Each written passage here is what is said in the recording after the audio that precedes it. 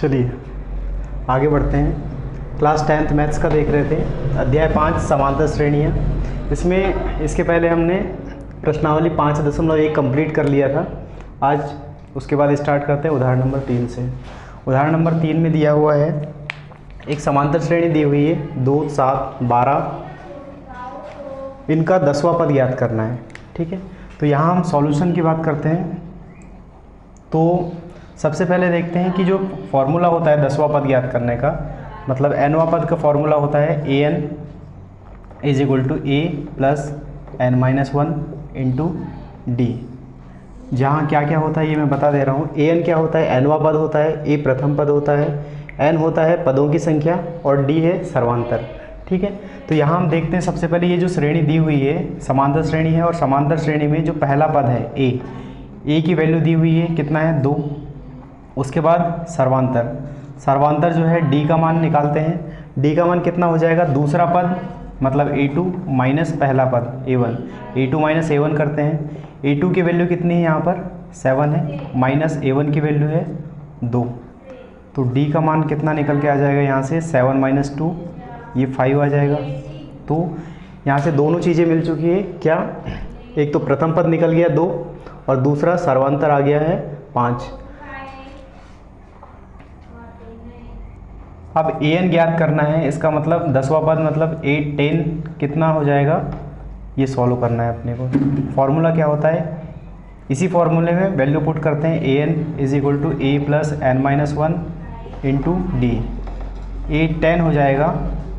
यहाँ पर देखिए n का मान होता है 10, तो a की वैल्यू है यहाँ पर कौन सा, a की वैल्यू है 2 प्लस n-1, n की वैल्यू है 10 -1 इंटू डी की वैल्यू है 5। तो आगे सॉल्व करते हैं। 2 प्लस 10 -1 9 हो जाएगा इंटू 5, तो 2 प्लस 9 इंटू 5 45 हो जाएगा, और ये निकल के आ जाएगा, दोनों को ऐड करेंगे तो 47, मतलब ये 10वां पद कितना आ गया है 47। ठीक है, इसको नोट कर लीजिए। इसके बाद देखेंगे उदाहरण नंबर 4।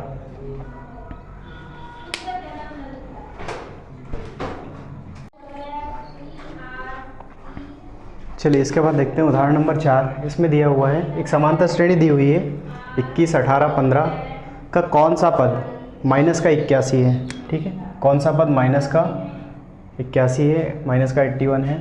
साथ ही क्या इस AP का कोई पद शून्य है।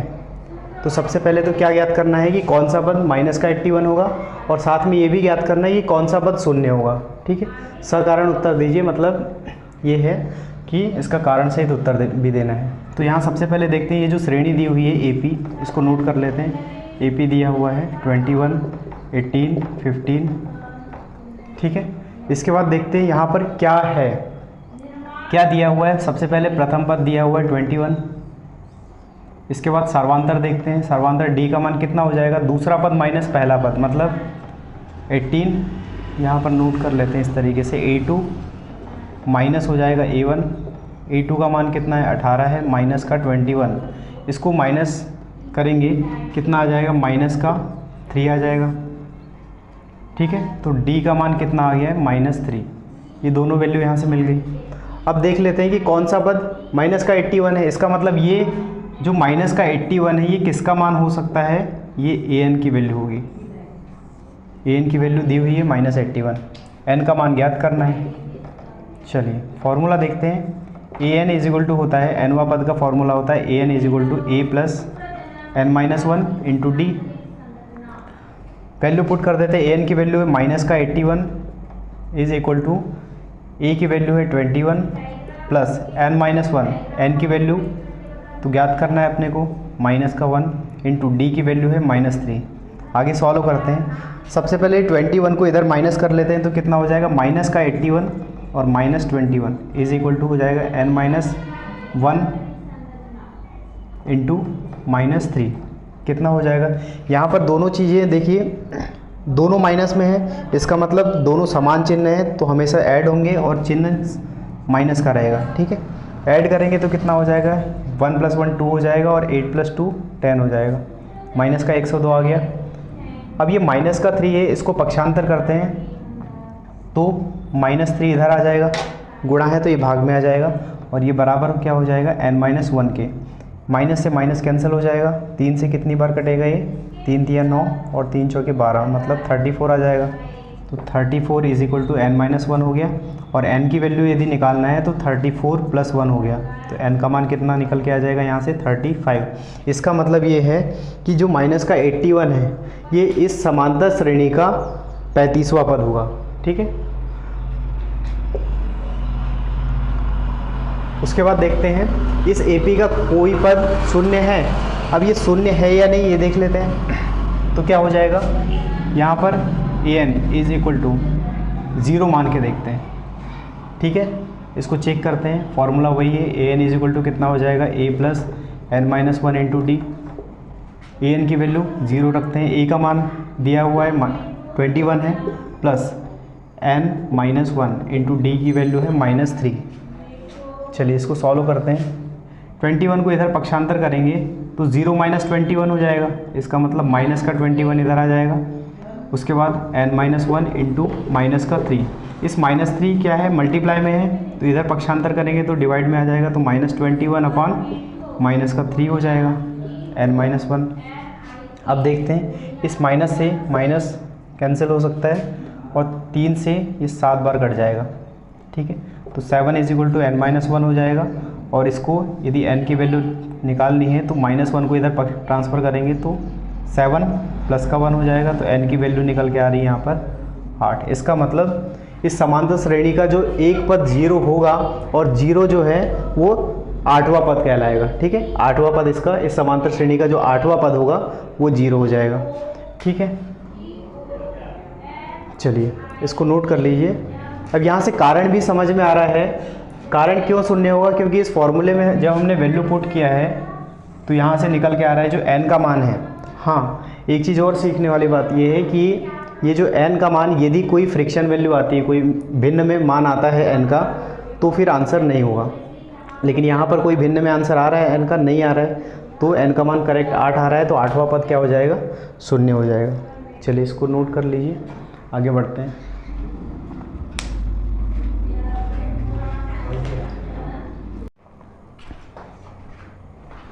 चलिए आगे बढ़ते हैं। इसके बाद देखते हैं उदाहरण नंबर 5। इसमें दिया हुआ है वह AP निर्धारित कीजिए जिसका तीसरा पद 5 है और 7वां पद 9 है। ये तीसरा पद दिया है 5 है और 7वां पद जो है ये 9 है। ठीक है, ये दोनों चीज़ें तो दिया हुआ है लेकिन AP नहीं दिया है इसमें, मतलब समांतर श्रेणी हमें ज्ञात करना है। तो देख लेते हैं तीसरा पद A3 किसके बराबर होता है, तीसरा पद 5 है, A3 होता है a + 2d के बराबर। ये कितना मान दिया है इसका, तीसरा पद 5 है। ठीक है, उसके बाद सातवां पद A7 होता है और A7 को लिख सकते हैं a + 6d। कितना हो जाएगा ये 9 दिया हुआ है। तो यहाँ से दो इक्वेशन निकल के आ रही है, a + 2d is equal to 5, ये समीकरण नंबर 1 हो जाएगा, और a + 6d is equal to 9, ये समीकरण नंबर 2 हो जाएगा। अब इन दोनों समीकरण से हमने पहले देख चुके हैं कि यहाँ से क्या कर सकते हैं, इसको प्रतिस्थापन से, विलोपन से सॉल्व कर सकते हैं। तो हम यहाँ देखते हैं कि सबसे पहले विलोपन विधि से सॉल्व करते हैं इसको। समीकरण नंबर 1 व 2 से क्या हो जाएगा, समीकरण नंबर 1 और 2 से नोट कर लेते हैं। 1 + 2d इज इक्वल टू 5 और a + 6d is equal to 9। यहाँ पर हम देखते हैं ये दोनों पद समान हैं लेकिन इनके समान चिन्ह भी हैं, तो ये जब विपरीत चिन्ह के होंगे तभी कट पाएंगे। तो यहाँ पर क्या करते हैं, माइनस का मल्टीप्लाई कर देते हैं, तो ये माइनस हो जाएगा, यहाँ पर भी साइन चेंज हो जाएगा और ये भी साइन चेंज हो जाएगा। यहाँ पर देखिए +a से माइनस से कैंसिल हो जाएगा, ये प्लस का 2d है और माइनस का 6d है। जब इसको माइनस करेंगे तो माइनस का 4d आ जाएगा यहाँ पर। उसके बाद देखिए 5 - 9 कितना हो जाएगा, यहाँ पर 4 आ जाएगा, माइनस का 4। ठीक है, इस माइनस से ये माइनस कैंसिल हो जाएगा, तो d की वैल्यू क्या निकल के आ रही है यहाँ से, 4/4 मतलब 1। तो d का मान आ गया 1, सर्वांतर जो है d का मान आ गया 1। इसके बाद देखते हैं a की वैल्यू निकालनी है, तो समीकरण कोई भी समीकरण में मान रख सकते हैं d का। तो मैं क्या कर रहा हूँ, समीकरण नंबर 1 में डी का मान रखने पर क्या हो जाएगा, समीकरण एक क्या दिया हुआ है, a plus 2d is equal to 5। a की वैल्यू कितनी रख दें यहाँ पर, a की वैल्यू तो ज्ञात करना है, तो 2 इंटू डी की वैल्यू निकल के आई है 1 है इज इक्वल टू 5।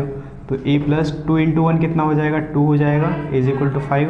और a की वैल्यू 2 को इधर ट्रांसफ़र कर देते हैं तो 5 माइनस 2 हो जाएगा, a की वैल्यू आ जाएगी 3।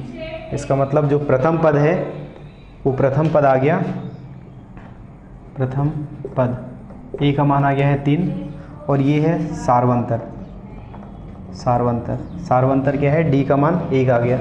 अब श्रेणी निकालना है, समांतर श्रेणी ज्ञात करना है, तो पहला पद क्या हो जाएगा, a1 किसके बराबर होता है, a के बराबर होता है, मतलब 3 आ गया। दूसरा पद a2 किसके बराबर होता है, a प्लस डी के बराबर होता है, तो a की वैल्यू है यहाँ पर 3 और d की वैल्यू कितनी है 1, तो 3 प्लस 1 कितना हो जाएगा, 4 हो जाएगा। अगला देखते हैं a3 किसके बराबर, a प्लस 2d के बराबर, तो a कितना है 3 है, प्लस 2 इंटू डी की वैल्यू है 1, तो यहाँ पर देखिए 2 का मल्टीप्लाई 1 से करेंगे तो 2 आएगा और प्लस 3 मतलब 5 आ जाएगा।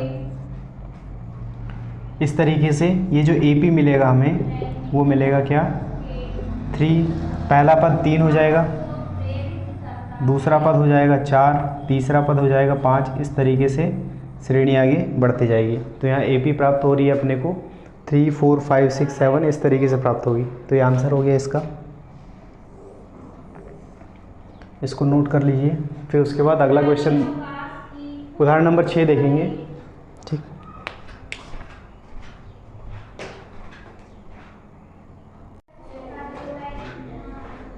चलिए इसके बाद देखते हैं अगला एग्जाम्पल है उदाहरण नंबर 6।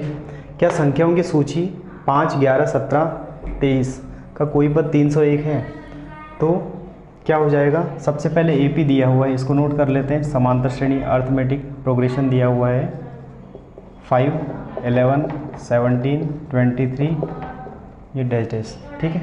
इसका कोई पद 301 है बोला है, तो क्यों है, तो यहाँ पर सबसे पहले जो दिया है उसको देख लेते हैं। प्रथम पद दिया हुआ है, a की वैल्यू 5 है, 5 है, d की वैल्यू सार्वंतर ज्ञात कर लेते हैं a2 माइनस a1 से, a2 माइनस a1, a2 की वैल्यू है 11 माइनस a1 की वैल्यू है 5, कितना हो जाएगा 11 माइनस 5 कितना हो जाएगा, ये 6 हो जाएगा।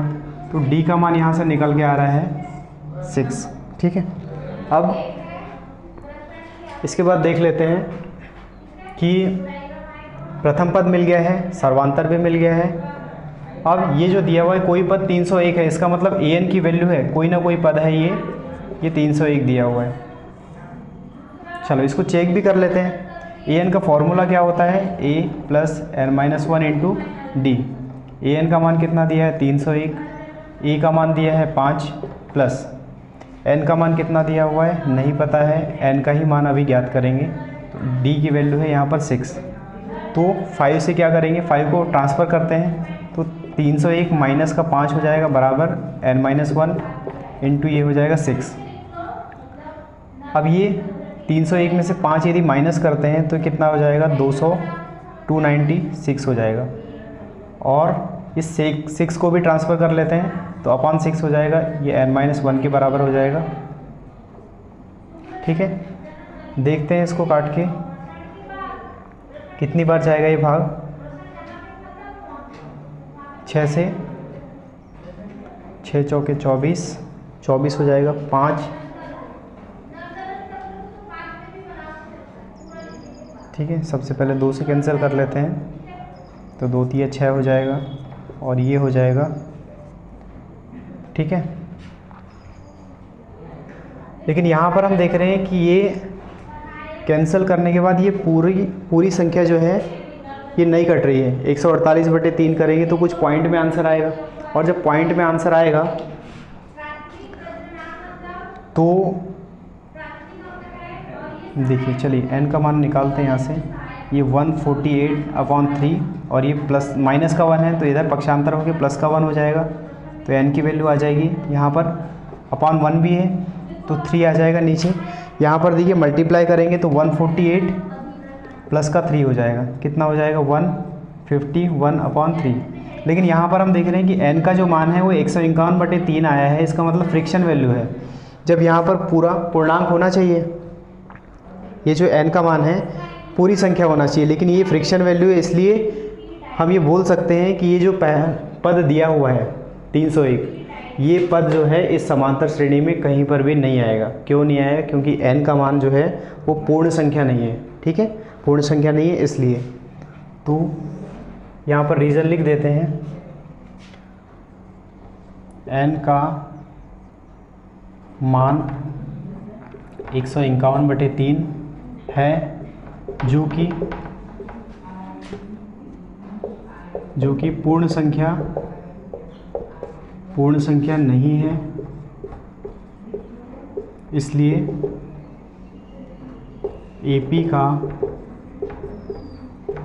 कोई भी पद 301 नहीं होगा। ठीक है, तो इस प्रकार क्या होगा, ये जो 301 है, ये जो समांतर श्रेणी दी हुई है इसका कोई भी पद नहीं होगा। तो इसको नोट करते हैं। इसके बाद अगला एग्जाम्पल देखेंगे, उदाहरण नंबर 7।